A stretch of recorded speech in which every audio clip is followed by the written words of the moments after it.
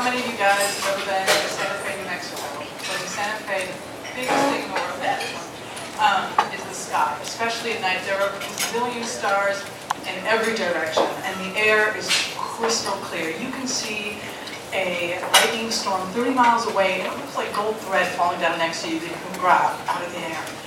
And I was, in my freshman year of college, I was hiking up the mountain one night in Santa Fe, for the last 3 weeks of the semester, and I'm kind of falling on the path, and I'm following this girl that I just met, really excited about, and it's through the juniper trees, and I'm going to make my moves.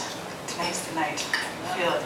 And we get up to the top where the clearing is underneath the water tower, and I just freeze.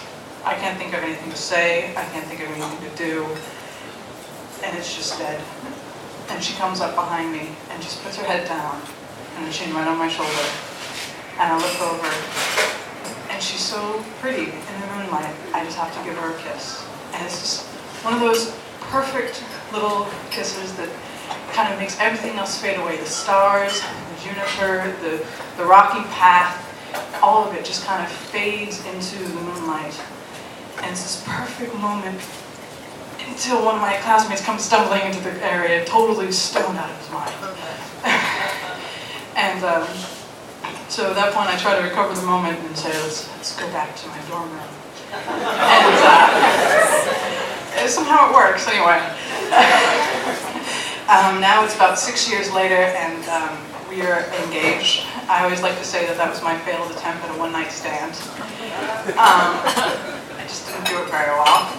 But about 2 weeks after that first night of our first kiss, she's taking me to the train station.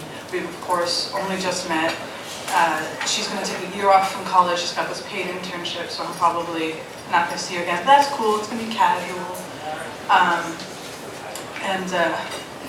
My friends are getting on the train. I'm going to go with a group of them, and we're taking a train from Santa Fe to Los Angeles, so we're going to go stay at my friend's beach house and have this great big party, the kind of party that you don't really remember what happened afterwards. And sorry, I'm nervous. And we're standing there saying goodbye. I'm giving her a hug, and I just can't bear the idea that I might never see her again. Maybe I'll see her in a year and a half when she comes back to college. I don't know. Maybe she won't come back. It just feels like I don't know what's going to happen, and it's kind of terrifying. It's been this really wonderful couple of weeks, this last 2 weeks since we met. We spend almost all the time together, and I don't know how to make it stop. And I try to think of something to say, and then I hear this sound behind me.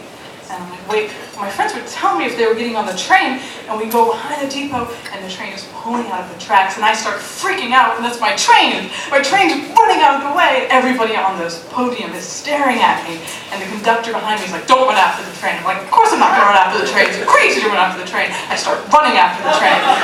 All the way down the platform, I'm going to grab the side of the train, I'm going to pull myself onto it, it's a big movie thing, and I'm at the end of the platform, and it's just going.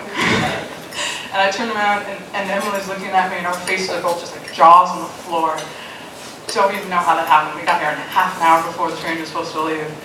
The conductor comes up to us, and he tells us that we can drive, and we can catch it in Albuquerque. It's about an hour and a half away by driving. It'll sit there for a couple of hours, because I guess that's where it sits every time. So we get into her Jeep and start driving through the desert. And sometime in that hour and a half drive, where we're holding hands, just kind of casually, I get the guts to ask if, on my trip from my hometown in Oregon to visit my brother in New York that summer, if I can come visit her in Arizona. And she squeezes my hand and says that she would love if I did that. And this time, when we say goodbye at the train station in Albuquerque, this time, I don't know that this is forever. I don't know yet the definite, but I know that at least this won't be the last time that I hold her hand. This won't be the last time they get to see her laugh. And that is enough when I can make it on this train. That's all right, Esme. Come on back. You gotta cry.